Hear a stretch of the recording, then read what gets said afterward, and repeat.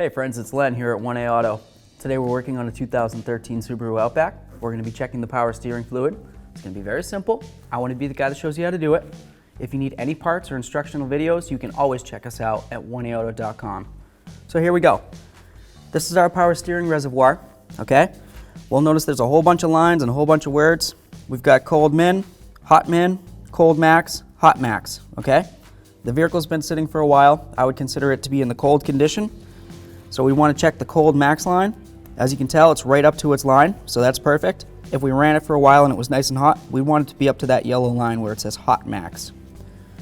If you did have to fill it, all you would do is you would take a nice clean rag, you're going to clean off your cap, try to get off the majority of the dirt so nothing falls down into your reservoir.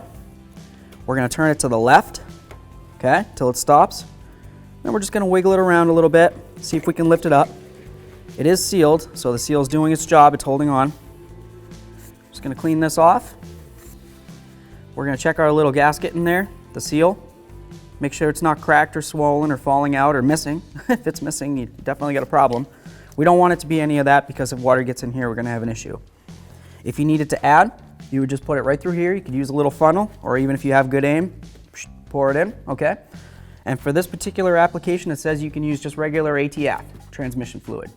So there's nothing special about that. Once you do have it filled to the proper line, whether it's hot or cold, go by the proper line. We're just going to take it, we're going to line up this tab and that tab with this slot and that slot. Push it down, give it a little twist to the right. Clean it off again, you're good to go.